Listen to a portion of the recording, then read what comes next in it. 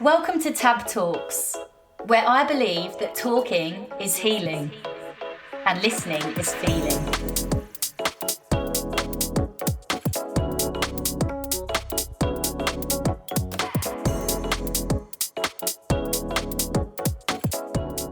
This is my first ever podcast.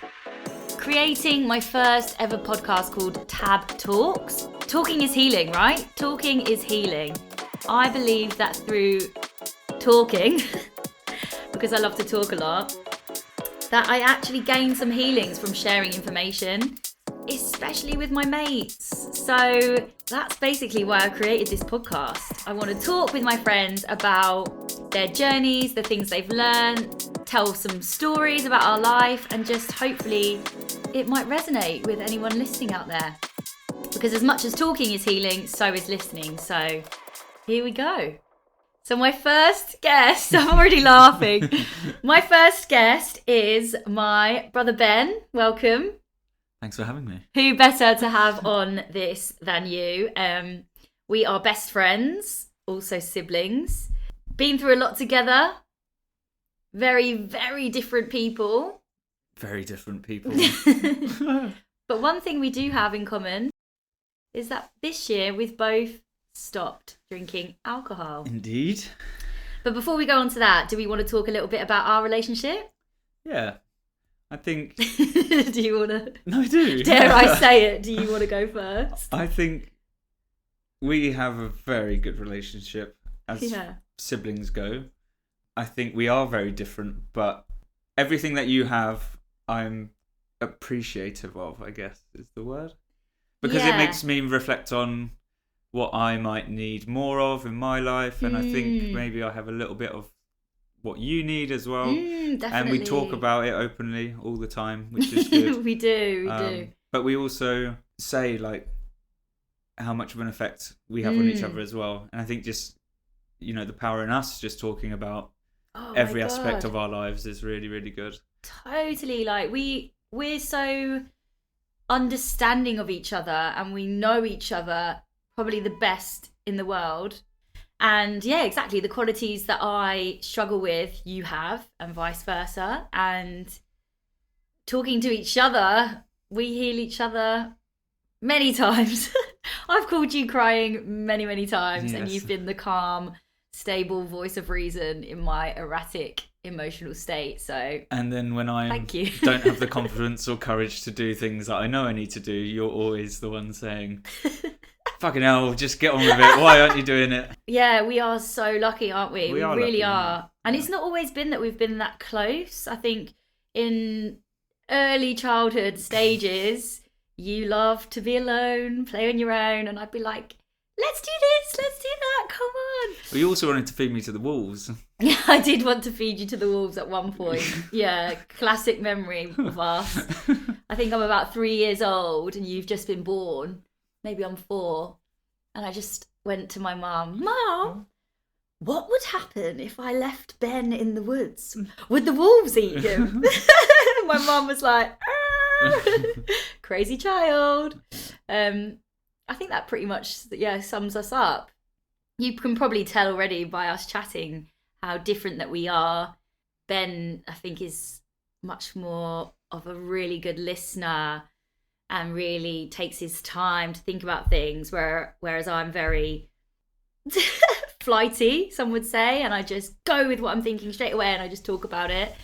Good and bad things come from that, but we've talked about that before. I think I've told you in the past to, when someone's talking, instead of thinking about what you want to say when they're finished talking, just actually being present, active listening, is a really good thing. And there's silence isn't awkward. I'm much more comfortable now, and just actually when someone's finished talking, actually sitting there thinking 5, 10 seconds, 15 seconds, and it's like, oh, it is getting a bit weird now, but actually I'm just thinking about what I want to say in a constructive and productive way. Yeah, totally. But listening is something that goes under the radar. It's actually something, a skill you can train in, and a lot more people need to do that, I think. 100%. 100%. Listening's come up for me massively in the last few years. It's something I've really worked got a lot on. better. Oh, thanks. No, You've never actually told me that. No, you have, though. I think that's where I feel like you do listen, because that's something I said. And I have noticed that, actually. Yeah. Oh, thanks. No, I have really worked on it, and it's still a work in progress. Some of my close friends will know that is something I consciously have to work on all the time, because it doesn't come so naturally to me. And I am so quick thinking about what I want to say. So, yeah, being present in whoever's speaking, that's why this podcast is going to be, a great learning for me, and also helps me put into practice what I preach. And why now for the podcast? Ooh, good I know question. you've talked about it a little bit, but...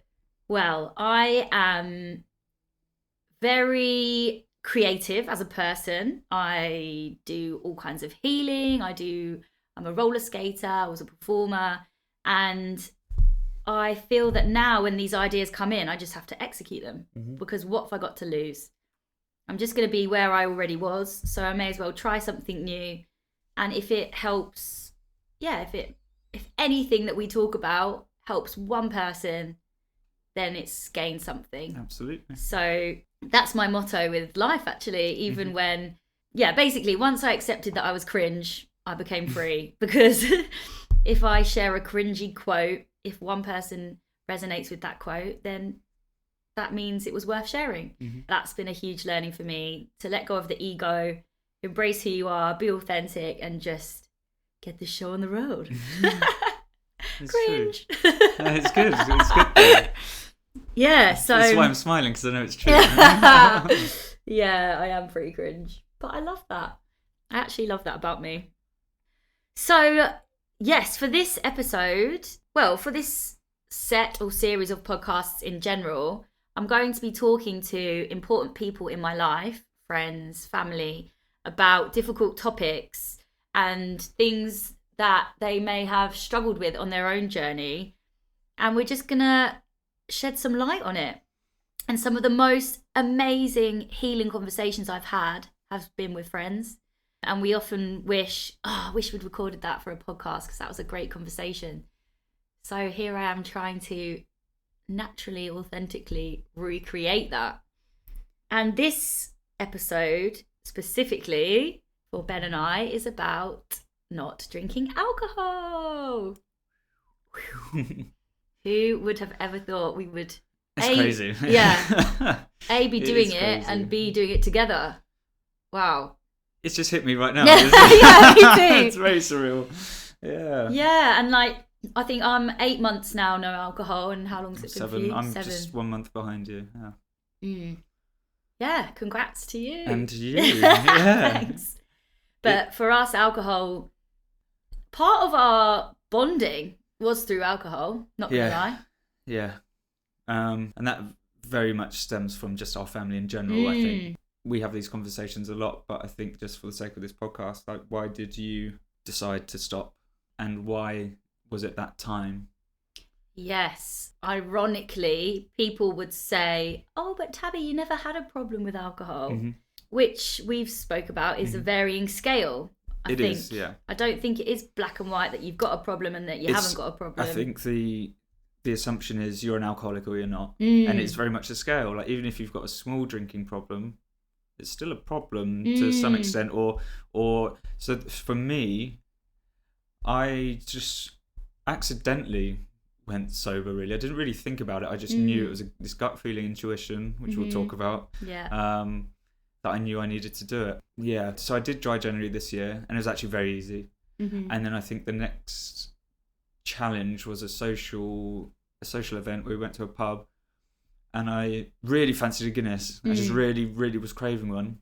And I had one, and then it just didn't really hit the same. And then I sort of felt a bit guilty after that. And then I went sober up until now. Yeah, it's a funny thing when you say about the guilt. I think that's a thing to bring up, because, again, we should never feel necessarily guilty with our choices. But sometimes it is flagging something that deep down we know we don't want to be doing anymore. What does it say on your I Am Sober app? On my I Am Sober app, it says, why am I doing this? I deserve better. so simple, but it means so much to me because my life is 120% better than it was. Better than I thought it could be better, if that makes sense. This is a really big sweeping statement, but I think I have only had in 8 months one down day in that time of stopping from drinking alcohol. And that down day was when I had COVID and I felt really low and I didn't know why. And then I realised, to feel down. I'm ill actually. Yeah. But overall, I was not a hugely down person, but I would say, you know, 1 day per week would be a bit off. Not just a hangover either, like, you know, a couple of days after the hangover, I'd be feeling a bit low, thinking, well, that's a bit strange. But just a bit about my drinking in general. I didn't drink every day. I tended to be more of a binger. Loved my wine with a meal.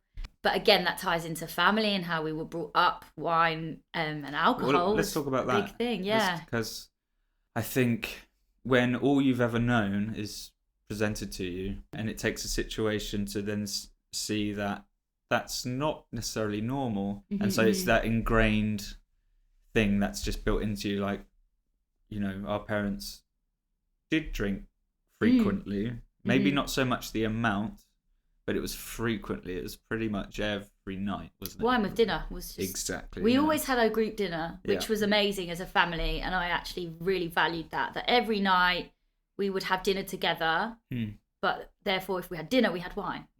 And same with our grandparents, same with the extended family. When we all got together, we all drank, and we could drink a lot. And in those times of spending time together, we obviously were having chats and bonding and getting deep. And therefore, I think somewhere along the line, maybe it was the same for you, that I associated alcohol with bonding and connection. And talking deep and talking about feelings. Yes. Because it all comes out when you're drunk, right? Yeah. And therefore, it came out with my friends the same. Yeah.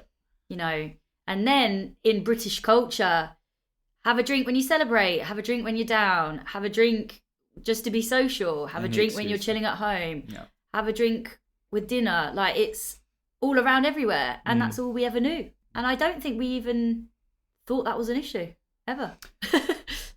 Yeah, I think, it was just very much ingrained from an early age. But also, that's not just from family, that's societal, right? You know, totally, you're drinking in parks, 15 years old, 16 years old, not the old knowing, shit mix Bacardi from the cupboard. Not knowing if you're going home that night, just sleeping in a field, and God, that's just sleeping in a field. I definitely slept in a field. That's the flagpole in Bishop Stortford. Yeah. So we were so proud of it as well. I know. But it's like that. I sort of understand, but it says a lot about society when it's, you know, I mean, it's just me thinking now, but in like Europe where they introduced drinking younger, and they just have a more respect for it. Right. We have a binging culture, but for anyone that's listening, I actually live in Ibiza, and I see how the Spanish tend to drink, and they drink daily, and they'll have one caña with lunch, and then maybe a little glass of red wine. Then they don't drink in the afternoon, and then they'll have maybe one or two again at dinner, and that is very different to the Brits. We drink to get drunk. I think that was the first question I asked myself before I went sober this year, and that's the why. Why do I drink? To answer that question, you have to be completely honest with yourself, and you cannot lie about why you drink. And the reason I drank, so within the last year before I went sober, I wasn't drinking frequently, but when I was drinking, it was like this big build up had built up, and then I'd binge, and I'd have 8 or 9 pints or 2 bottles of wine or whatever. Because if you're not drinking every day, you don't have a problem. Exactly. That was me. And so I was doing it all in one session, and I just realised the why. Why was I doing that? Oh, it's to fill a void. It's to not feel anything. It's to, you know. And you can only get to that answer if you're completely honest with yourself. And when I was completely honest with myself, my relationship with drinking was that it was to numb myself in a way, actually, and And then you suddenly realise, well, that's not a healthy coping strategy. That's not a great way to do it. So I need to find a better way of dealing with my emotions, regulating my emotions. That's not toxic. And this is, it's. I don't want to be one of those people who's sober who just like completely slams alcohol. But when you have done it for a while, like, and you've done a bit of reading, I've read quite a few books on it. It is literally poison. It is literally poison. And when I say that to people, I don't want to say that to people as like this sober. And listen, I'm never going to say I'm never going to drink again. My plan is to do 1 year. And then I think by that point it will have reset my relationship with alcohol. Maybe I could just have one. I don't know. Some alcoholics will say there's no such thing as just one. I'd like to keep doing this for as long as I can. I think right now I have no reason to see why I would go back to drinking. But within a year, if I've got 2 weddings next year, I'd like to have maybe a glass of champagne as my 2 friends get married, and maybe I could do that. I think that's the thing, isn't it? There is no black and white. It's a sliding scale, and like, I know many sober curious people that do drink every now and then, and that's fine, and that works for them. But their relationship to it is what's changed, and being conscious of the effect. How you said so honest and openly that it was filling a void. So thank you for sharing that. As long as you know that, then the next time you drink for your friend's celebration, that's a little bit different. You're not drinking to fill the void. Exactly. It's becoming aware of why. And again, I think when you said that, I thought, I don't even know why I drank. I genuinely, right now, I can't think of a reason. I don't think for me it was filling a void. Yeah. I think maybe I felt I could share more of my truth, maybe, without feeling as much guilt or worry. Yeah. Maybe, but I don't know why. And I think the only thing that came into my head was because that's what everyone does. I think in social situations, it definitely made me more relaxed, more talkative. Yeah, more, for sure. And I think I was scared of how am I going to be without a drink in social situations, especially when it comes to meeting new people. Yeah, dating. I want to come across as interesting. Dating I haven't really done too much of, but I know that a lot of people who are sober are like, how the hell am I going to meet someone without having a drink? And it's that was mine, you should be able to. God. You should be able to, really. Yeah. Like, do you think you're showing the best version of yourself after like 4 drinks on a date? Probably not. Yeah. That definitely wasn't my best version of me. And I think that the thing that goes with that, showing your best version, being your best version, living your best version, I love myself so much more authentically as I am without a drink. I'm happy with the person that I am. I mean, it's not ever easy. It's not like saying, oh, you're going to stop drinking alcohol and you're going to love yourself. It's not that, but it is a huge part of it. Huge part of it. For sure. To put yourself in uncomfortable situations. I know you mentioned weddings. That was one of my most difficult ones. I woke up the morning of my friend's wedding thinking, oh my God, I'm going to do this alcohol free. And I had anxiety, and I thought, if I can do this alcohol free, a wedding, when I used to be known as like the most drunk wedding guest, woohoo, invite Tabby, she's a big laugh at a wedding, she'll get really drunk, entertain the crowds. I mean, I still do entertain the crowds at weddings, but yeah, I woke up with anxiety that morning thinking, this is huge, because if I can do this, then I think alcohol's gone forever. And I don't want to say forever. Again, I might dip in. I don't think we can. No, but I do really not see any reason why I would drink anymore, because of how good I feel. Like I said, not one day. Like really, it blows my mind. I'm still don't even know what this is, but it makes me feel amazing. So I'm going to continue. Let's talk about like, what are the benefits for you personally? Yeah, what are the benefits? So was there anything you felt a week after, 2 weeks after, a month after? I know that the 6 month point is a big moment for a lot of people, and we've gone through that. Yeah. You know what it is? I think for me, my pattern was a night out, a social event, binge, feel hungover the next day, eat shit, yeah. It's a big part of it. So that's day 1 of my week is waking up feeling hungover. then I eat shit. Day 2 of my week is the bad food hangover because my body feels awful from not eating good food. It's a cycle, yeah. Then day 3 is, God, I really should exercise because I ate bad food and I feel like awful, and that will balance me out. Exercise always helps, great. And then day 4 might be still a bit of tiredness because you don't sleep well from the drinking. And then day 5, I'm starting to feel better. And then day 6, I drink again. So it was just this pattern, and it just didn't serve me at all. And whereas now I wake up feeling fresh, I eat good food because I also eat bad food too. But I just live like a normal person. And I think, God, what are the benefits? I can't even think now because it just feels like my whole life is just a daily benefit from not drinking. I've got a few. I very quickly start to lose weight. Yeah, me too, actually. I lost 10 kilos. Wow, yeah, that's a lot. And I wasn't overweight at all. No. But the little outer shell just tightens up, which was incredible, and that boosted my confidence almost immediately within a month. Yeah, that boosted my posture, the way I presented myself, shoulders back a bit more. I was like more confident in my appearance. Totally. Sleep. I sleep a lot. Overall, I sleep a lot better. I would say I sleep a lot better. I still have bad nights. I think most people do. Sleep's one of the most difficult things to control. Sleep is everything for and me. I'd like to look a lot more into just how do you get a good night's sleep, because there's a lot of research on it now. But alcohol is huge for that. It's so big for that. Yeah, sleep honestly, sleep is my favourite thing in the world alongside water and sunlight. I'm just a complicated plant. But no, sleep for me, I still am having the best sleep.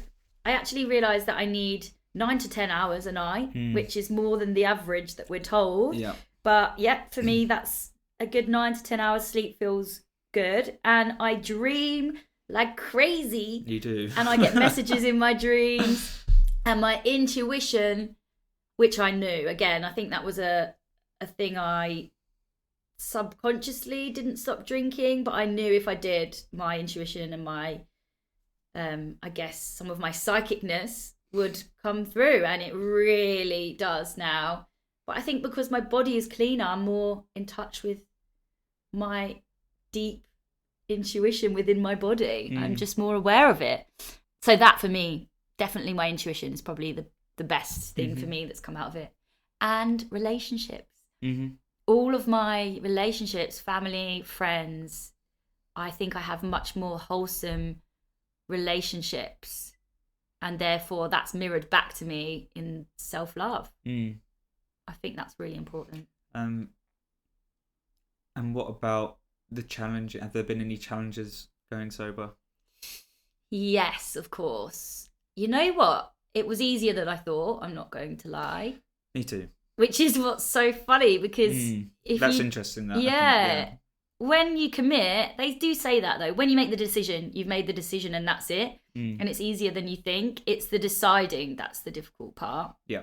But for me, like we spoke about the whole bonding through big chats over a bottle of wine, I was worried that I wouldn't be able to have good chats with my family.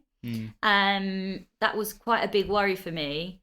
And I think the times I most thought I would break it was when I was with family. Yeah. But I've pushed through that and I've proven myself wrong. And here we are. Here we are. And also jug of water. The amazing chats I have now with family, and remember them. Yes, yes. It's a very important piece of the puzzle there. It is, yeah. I feel like you can have these amazing deep chats when you're drunk and you'll remember bits. But especially, I totally agree. I think one of the things with dad and mum, but with dad more,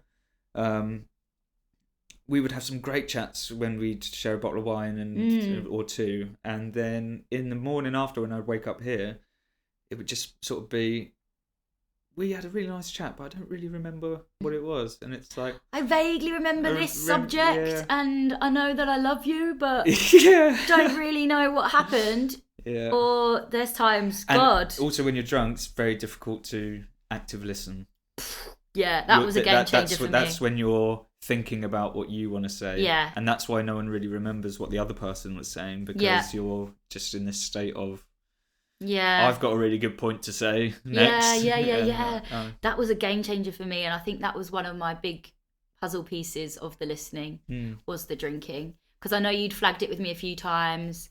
I've had a couple of people flag it to me also in my life. And of course, you don't want to hear it, do you? Because then that means you have to stop drinking. And if you stop drinking, that means you have to look at yourself with a big lens on all your little flaws. And you have to accept those flaws. And I did. It took me a while, but I did accept that I found listening hard. And then once I accepted that, I could then work on it. Yeah. It's when you don't accept it, you just ignore that it's there. And that's, I think, God, that's like a problem in society at the moment. We just self-medicate, ignore the problems deep down that we do actually need to look at, and then the cycle goes on. It's being humble enough to realise that you do have flaws. We all do. Everyone. But when you analyse yourself in that way, especially when you're tied into your ego and you're going, I don't have any flaws. I know it's very difficult to do, but it's such a humbling experience because you just see yourself in a different way. You see what needs improvement and what you need to do. It doesn't make the journey any easier. It will highlight how much work you have to do, but better to be aware of it than unaware, right? And imagine going your whole life without realising that you've got all this work to do and you don't even know it. Yeah, exactly. And life is better after you do the work. You feel better in general. I also wanted to touch on, I think I mentioned to you maybe a month ago, that without intentionally doing it, I have been doing the 12-step program. And well, that is a spiritual program. Yeah, for sure. It's tied into AA and Alcoholics. I've got a good friend who's on the program. I won't mention him, but I think he's on step 11. Yeah. And I think AA started as a Christian sort of group. I don't know too much about the origins of it, but it is a spiritual program, and it basically teaches that just accept that there's something greater than ourselves, and that puts you in this position of being more humble and appreciative, gratitude. Yeah, because a couple of years before, when I was in London, I did actually try to stop drinking. And I drank actually way more in London than I do now, or did. You set yourself like a rule, a limit, didn't you?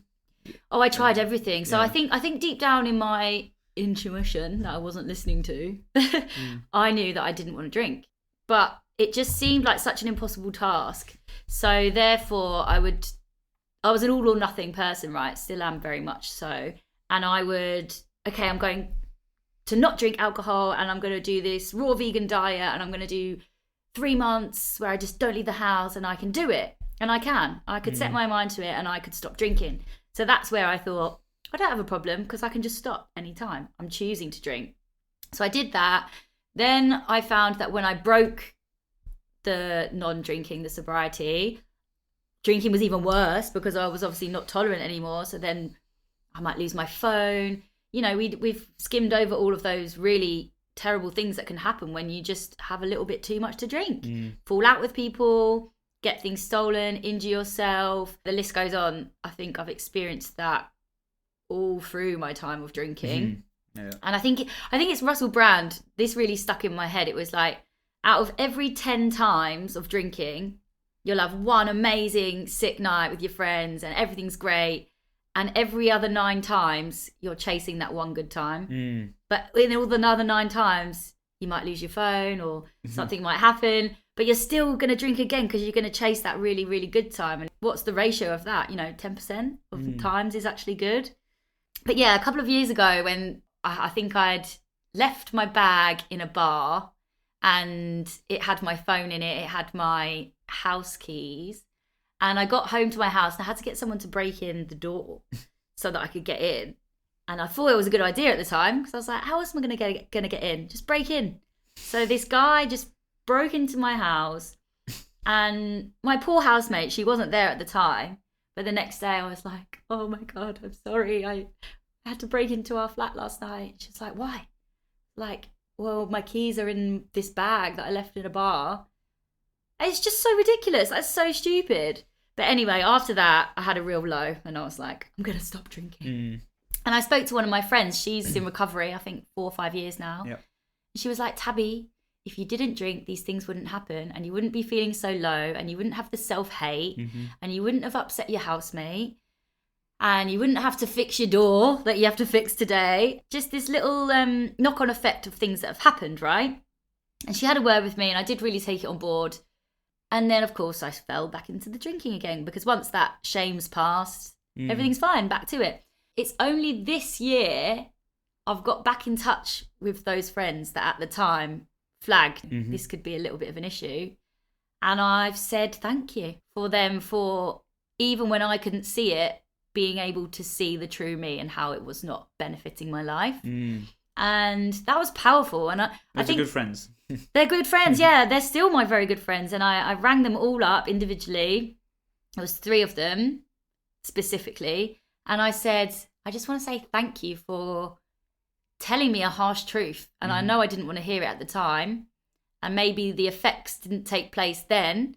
But 3 years later, 8 months of no drinking, I can finally say that you guys were right. And I appreciated that you had that love for me to tell me that difficult thing.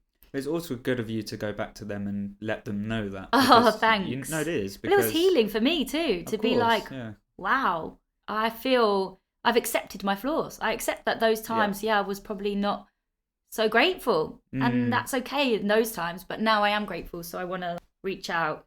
So I think that's part of the 12-step program, is reaching out to everyone. It is, yeah. And apologising. Yeah. And that was huge for me. Yeah. Real big game changer, that. So yeah, I actually didn't go to any AA meetings or anything. I was quite lucky. I found it easy and I had good supportive friends around me. But if you are struggling out there, I know many people that have really benefited from attending the meetings. So absolutely. But like I said, yeah, with alcohol, again, it's a sliding scale. And I have, in the last 8 months, had the odd sip here and there. I know you haven't, have you? You've completely had nothing. Done nothing. Yeah. Literally nothing. Well, non-alcoholic beers, which some argue there is a very, very low percentage of alcohol in there, but I don't count it. No. But the funny thing is, for me, so my housemate Ellie, I think we were about 3 months in. Funny story. Oh, and she bought this Kinder Bueno liqueur, right? And I was like, oh, for God's sake, I want to have some of that. And then we were thinking of ways around it, that people wouldn't know that I've broken it. Why don't we stick a bit of chocolate cake in a cup and pour some Kinder Bueno liqueur on it? Then it's dessert. Make it make sense. Make it make sense. Yeah. And then we were having all these giggles about the ways that we could sneak it in. And could I it was at a party. She was like, do you want to come around here and just have a sip of mine? And I was like, I can't. And then in the end, she said something to me which really, really flagged something, because again, I'm an all or nothing person. Ellie, I just can't have a sip, all right? And she was like, Tabby, remember that you were never an alcoholic to the scale that if you had 1 sip of Kinder Bueno, you're going to lose your house. And I was like, no. So then I did have a sip. I think just might break into it. Yeah, I just might break into my own house. Yeah, that might happen. But yeah, so there's varying scales, and I know everyone's different. But for me, having had the odd sip, again, really weird. Never thought it would happen. I don't like the taste. Yeah. I don't like the taste anymore. Yeah. And I feel after 1 sip, my vibe goes low. And now I'm like, wow. It's all in your head.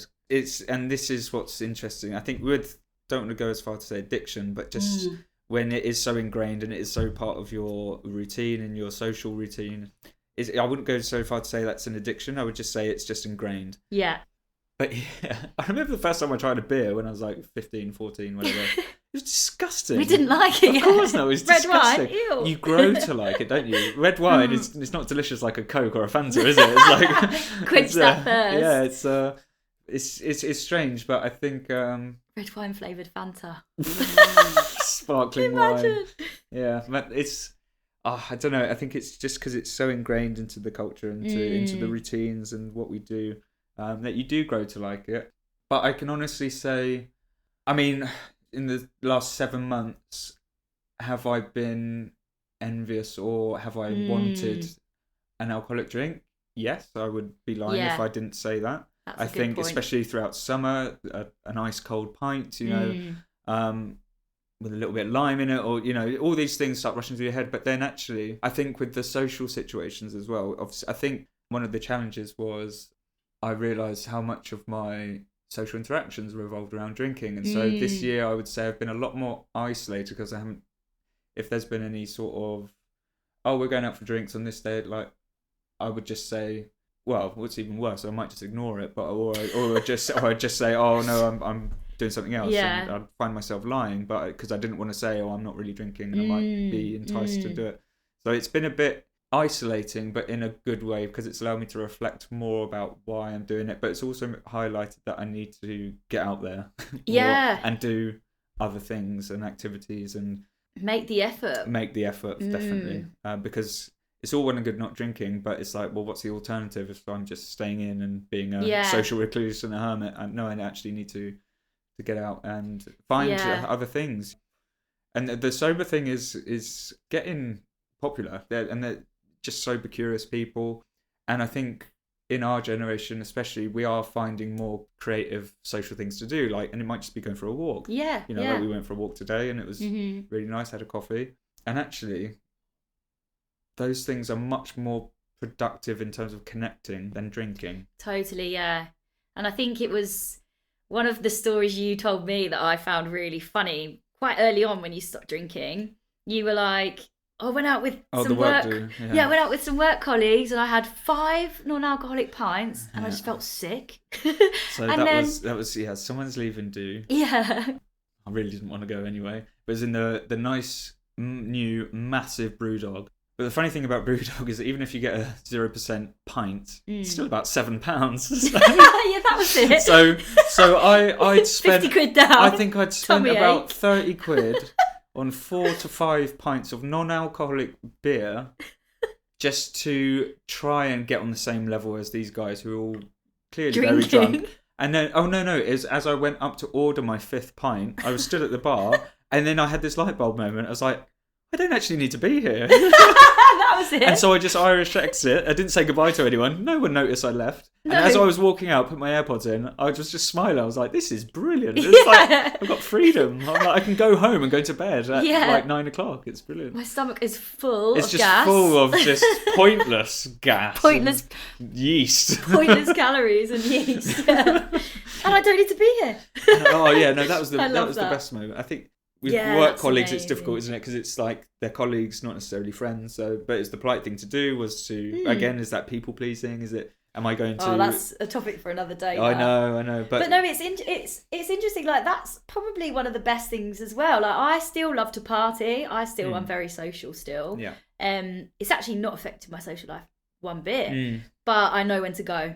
Yes. I know when to go. Like even I've been to dinners, for example, and they're all on the shots and then the sangria, and then I'm like, it's time for me to go. Maybe it's just after dessert, I want to pay and I want to leave. And I used to feel guilty, like, no, I should stay, because if I was drinking, I would stay. Yeah. No, I don't. It's getting a bit rowdy. People are like starting to chat my ear off about nothing, which I used to do. Maybe I'm doing it now. But I would be like, time to pay, time to go. And splitting the bill. Ooh, when you're not drinking. Oh yeah, people love to split a bill, and I get that little red angry puff of smoke inside my body that's like, I don't want to split the bill. I'm not splitting this, no. That's fair though. Yeah. But I need to assert my boundaries and say, I've not drank, I've had a soda water and lime. Yeah. You've had 3 bottles of Prosecco and 10 shots. I shouldn't split with you. Absolutely not, no. That's so to all the people pleasers out there, make sure you're splitting your bills. Yeah. Not splitting the bills. Yeah. For now, that is it.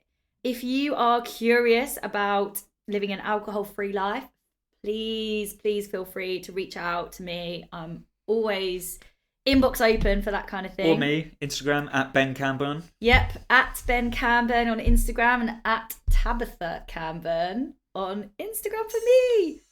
Right. Thanks so much for listening. Talking is healing, and I just hope that you've gained something from listening to us chat. It's been a pleasure. It's been a pleasure. Over and out.